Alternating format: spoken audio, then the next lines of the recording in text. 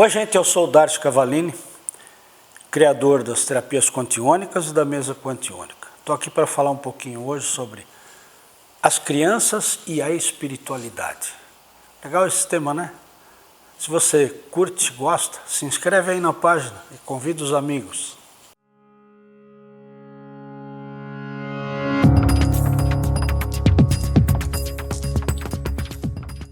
Então, estamos aqui hoje para falar sobre a espiritualidade e as crianças, o comportamento das crianças. Bom, acredito que todo mundo já observou que nos últimos 20 anos o comportamento das crianças mudou muito. Aí todo mundo fala assim, é por causa da educação, que hoje os pais não têm tempo para educar, a escola fica brigando porque a escola tem que ensinar e tem que educar, porque os pais estão trabalhando, pai e mãe, não dão atenção para os filhos, e isso está uma pouca vergonha, que a família está perdendo a estrutura, e aí os pais se defendem porque eles têm que dar o melhor para os filhos, então tem que trabalhar mesmo, porque senão não consegue, porque antigamente era diferente. Enfim, as discussões se abrem aí de forma inócua, né? E todo mundo tentando entender, mas ninguém consegue explicar. Acontece que as crianças de hoje não são as mesmas crianças de 20, 30 anos atrás. Desde 1999, no Brasil, aqui só nascem as crianças da nova era. Que são as crianças da nova era? As crianças da nova era são seres de outros planetas, muito mais evoluídos, e que resolveram reencarnar na Terra para nos auxiliar nesse momento de transição. Estamos saindo da terceira para a quarta dimensão, que é muito difícil, de a humanidade com os conceitos e preconceitos que têm levado a nossa vida, né, não acreditam que é possível. Então você observa que nós fazemos coisas, repetimos coisas ainda hoje na nossa vida, que os nossos avós faziam, nossos bisavós faziam, no tocante principalmente à religiosidade, né? A religião que teria que nos explicar e nos ensinar como nos comportar diante da evolução espiritual, não faz isso, porque está presa a dogmas, dogmas que têm o objetivo de controlar a humanidade. E eu afirmo isso, como é possível ainda as igrejas se comportarem como há 500 anos atrás? Os rituais são os mesmos, não muda nada. E eu sempre afirmo, então será que Deus é burro? Porque se o homem consegue atingir o nível de evolução de estar com satélite no espaço, ter foguete que vai na Lua, ter celular, né? Se evolui tanto assim a tecnologia do homem, por que Deus não evolui? Tem alguma coisa errada. Então o grande problema é exatamente esse. Como a evolução da humanidade está truncada, a humanidade está patinando na evolução espiritual, fruto exatamente desse controle maciço da humanidade, feito através das religiões. Não é uma religião, não, são várias, e todas, né? A confederação, né, a que pertencemos, resolveu o seguinte, olha, quando o homem mexeu pela primeira vez com o átomo, ou seja, criou a bomba atômica, né? Explodiu aquela bomba lá em Hiroshima, em Nagasaki, uma coisa assim, né? Quando mexeu com a partícula, com o átomo, mexeu com o nêutron e o próton e o elétron, né? Isso atingiu os demais planetas. Porque enquanto as guerras fratricidas eram feitas na base da força, da espada e do canhão, da pólvora, estava tudo certo. Mas quando falamos em bomba atômica, nós estamos mexendo com o átomo. O átomo é a vida. Esse é o princípio de tudo. Esse é o princípio da energia. Então, quando a gente mexe num átomo aqui, né, você está mexendo com todos os sistemas solares. E aí os outros povos, espera, vamos dar um jeito nesses malucos, porque a gente tem que corrigir isso, né? Então resolveram, muitos povos que estão nos auxiliando, estão já desde os anos 50, com mais atividade aparecendo aqui pela terra e se fazendo perceber por alguns e não por todos, né? Então, desde os anos 50, os relatos são aí, né? Não tem contestação. Os casos da Rússia, enfim, do Arizona, eu sei lá, tantos, né, OVNIs que foram apreendidos, foram vistos, não tem como esconder mais. E os governos, temendo um enfraquecimento do seu poder perante os outros povos, em geral não admitem mesmo. Agora que a NASA já está começando a se abrir para dizer que existe a possibilidade de que existem ETs se comunicando com a gente. E não tem mais como você dizer que isso não existe. Tem um exemplo aí, por exemplo, dos corpuscles, né? Que são aqueles desenhos feitos nas plantações que hoje já se sabe que são, na verdade, vórtices que são desenhados, naves que vêm para cá e fazem aquelas mandalas em determinados pontos do globo, que são mandalas, inclusive, para beneficiar a humanidade, para corrigir as frequências vibratórias da Terra, que está totalmente deturpada pela ansiedade, pela agressividade, pela violência, né? E pela corrupção, enfim. Então, são mandalas que são criadas por eles para amenizar um pouquinho o problema, principalmente a ansiedade. Então, acho que você que está vendo esse vídeo já concorda que os ETs estão aí. E nós estamos, na verdade, nos preparando para ter essa comunicação com outros povos, porque nós estamos aqui de quarentena. Não é a quarentena do Covid, nós estamos de quarentena há 12 mil anos, que é a quarentena apartado dos outros povos do universo, das outras galáxias, dos outros sistemas solares, né? Então, se resolveu o seguinte: eles mandaram para cá Jesus, um grande avatar, que veio passar uma informação muito simples. Disse assim: olha, faz para o próximo o que você quer que o próximo faça para você. Pegaram Jesus, transformaram numa religião, a católica apostólica romana, que foi fundada em 25 de agosto de 325 pelo imperador Constantino, e se apoderou de Jesus e fez esse marketing todo do homem sofredor, que morreu por nós pela cruz, essa história toda que você já conhece.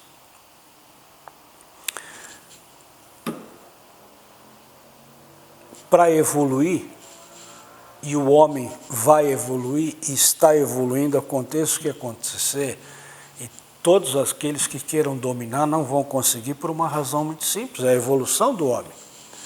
Então, lá pelo 1200, por aí, aconteceu a Guerra Santa.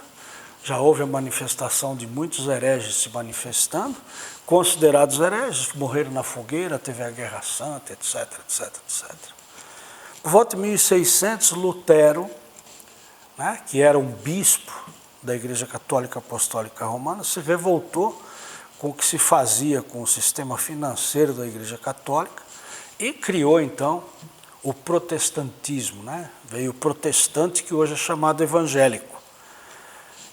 Só que ele seguiu a mesma Bíblia, não renovou nada. O princípio era o mesmo, fez a única diferença que não tem mais o Papa, não tem o padre, e tem o pastor, que é alguém que pode se casar, pode ter família, etc, etc. Mas não mudou muita coisa.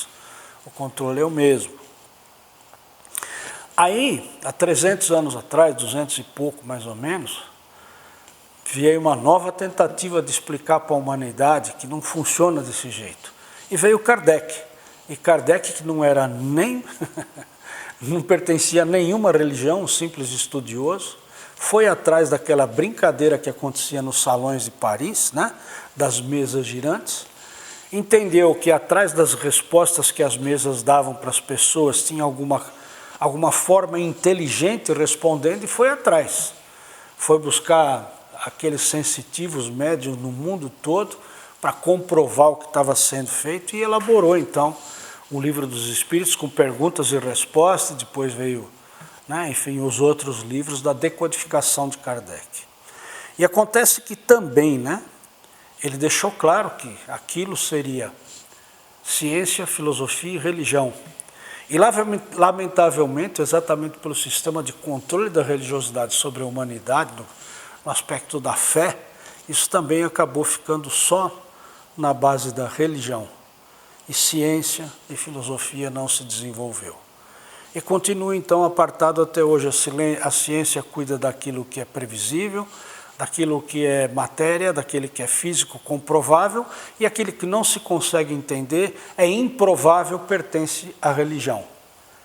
E as duas coisas não se fundem, por isso que não se chega a lugar nenhum. Mas acontece que nos anos 50, nos anos 40, né, veio Einstein, veio a informação de que existia energia, né?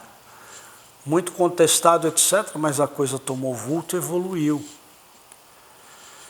E aí aconteceu nos anos 70, através de um médico gaúcho, Dr. José Lacerda de Azevedo, a apometria. A apometria veio à luz dos homens, né? Aqui no Brasil, lá no Rio Grande do Sul, mais precisamente em Porto Alegre.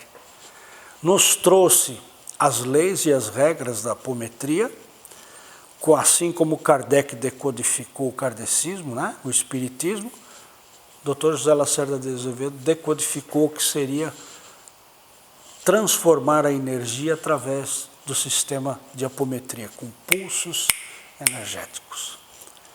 E aí, enquanto as religiões discutem o que é melhor, o que é pior, o kardecismo, a Umbanda, a Quimbanda, o Candomblé ficam discutindo o que é melhor, o que é pior, porque um estuda, o outro não estuda, e fica discutindo com o católico, com o evangélico, quem é melhor. Nós chegamos à conclusão que ninguém é bom o suficiente, porque se fosse bom o suficiente, nós estaríamos na situação que nos encontramos. Então ficam discutindo pontos de vista através do que cada um interpreta da espiritualidade. E a apometria é uma coisa indiscutível, não dá para você ficar filosofando sobre a apometria. Porque é simples, a apometria você faz ou não faz. Então é contra ou é a favor, ponto. E quem é contra a apometria, inclusive grandes nomes da seara kardecista, aí, né? Grandes nomes famosos que são contra a apometria, o que é lamentável porque nunca praticaram, e você, para julgar alguma coisa, você deve no mínimo experimentar, para depois julgar e dizer se é bom ou se é ruim, né? Então, ficam na mesmice, no achismo, e dizem que não é bom. Porque a apometria é isso, ou você pratica ou não pratica, ponto, não tem conversa. Da mesma forma, então, que através da apometria começou a se explicar como acontecem os fenômenos da espiritualidade pela mecânica quântica e pela física quântica. Poxa, o que isso tem a ver com as crianças? É muito simples. Tudo está se preparando, né? E nós estamos diante de uma nova era. Hoje se fala abertamente sobre espiritualidade, sobre N formas de terapias holísticas. E eu pergunto a você, há 30, 40 anos atrás, você tinha coragem de falar nesse assunto? Imagina, isso era tabu. Os jornais, então, nem citar uma coisa dessa era coisa de maluco. Era proibido e era pecado. Mas hoje todo mundo já fala. Quem é um católico que de repente não vai buscar uma leitura num tarozinho, ou vai ouvir uma palestra não sei o quê, ou vai tomar um passe, né? E por que isso? Exatamente porque esse congresso definiu o seguinte: olha, não adianta levar mais uma coisa para lá, como Jesus, como Kardec, como quantos que vão deturpar, né? Então fizeram o quê? Trouxeram milhões das crianças que começaram a ser chamadas, quando identificadas, de índigo. E hoje nós sabemos que essas crianças têm aura das mais diversas cores. Índigo, cristal, violeta, dourado, até arco-íris, que são muitas cores. São as crianças da nova era que disseram assim: olha, vamos para lá, vamos nos infiltrar, uma boa parte vai se perder pela ignorância e pela exigência dos pais na educação, mas alguns vão sobreviver com a sua ideia inata, né? E vão modificar isso. Então, hoje em dia, a gente encontra crianças muito sensíveis. Se encontra crianças mostrando para os adultos que pode ser feito diferente. E o grande problema da aceitação dessas crianças, principalmente na escola, é o sistema. Nós queremos que as crianças aceitem o mesmo sistema dos nossos bisavós. A criança vai na escola para aprender um pouco de informação, matemática, português, ciência, etc, etc, etc. Não aprende a viver. Aprende informação. Acontece que nos últimos 30 anos tem um senhor chamado Google. E agora, nessa pandemia, que as crianças começaram a adotar o sistema de aula online, está mais do que mostrado, você não precisa de um prédio físico para dar informação para a criança. A criança já aprendeu, porque essas crianças são muito evoluídas. Seu filho não mexe muito mais fácil no computador do que você ou no seu celular? Claro que é. Por quê? Porque eles são mais evoluídos. Então, não há como resistir a essa evolução. Não há como fazer isso, embora a gente vê grandes dificuldades aí, né? E principalmente as dificuldades porque como as crianças não se comportam como os adultos queiram que elas se comportem como era antigamente, aí estão levando essas crianças para o lado da medicação para frear um pouquinho os seus ímpetos, né? Com Ritalina. Faça um favor para você e para a sua vida. Jamais dê Ritalina para uma criança. Não permita que seu médico faça isso. Isso é um crime que você está fazendo. Porque essas crianças são mesmo hiperativas. São hiperativas porque elas vieram para transformar. Então a espiritualidade para essas crianças tem um outro conceito. Não adianta você dizer que Jesus Cristo morreu numa cruz para salvar ela. Não vai adiantar. Não adianta dizer numa casa de bênçãos, de oração, do louvor do Senhor e o sangue de Jesus, que essa criança tem que deixar o cabelo comprido e saia comprida, porque é assim que ela vai para o reino dos céus. Não adianta.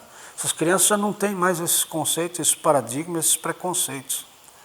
Então, se você está muito confuso com o seu filho, achando que seu filho é isso ou aquilo, ou ele é hiperativo, ou tem déficit de atenção, ou ele é autista, para com isso. Vai entender seu filho. Seu filho não funciona do jeito que você funciona.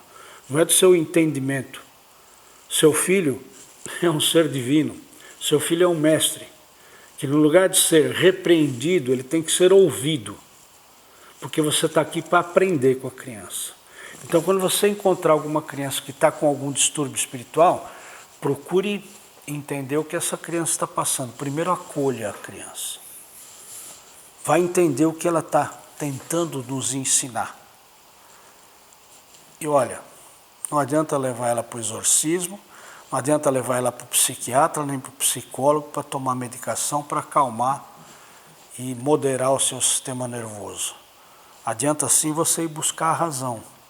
E a razão é muito simples. Ele é um ser que está aqui, está na sua casa para te ensinar, não para aprender. Aprenda a aprender com seu filho. Esse é o grande recado. E se alguma criança está se manifestando de forma diferente, venha buscar ajuda. Ou vá buscar ajuda com quem entende de espiritualidade sem religiosidade. Porque essa criança vai fazer a diferença da humanidade. Esse é o recado. Se você gostou desse tema, dá um clique aí, tá bom? Convida os amigos para se inscrever. Um abraço.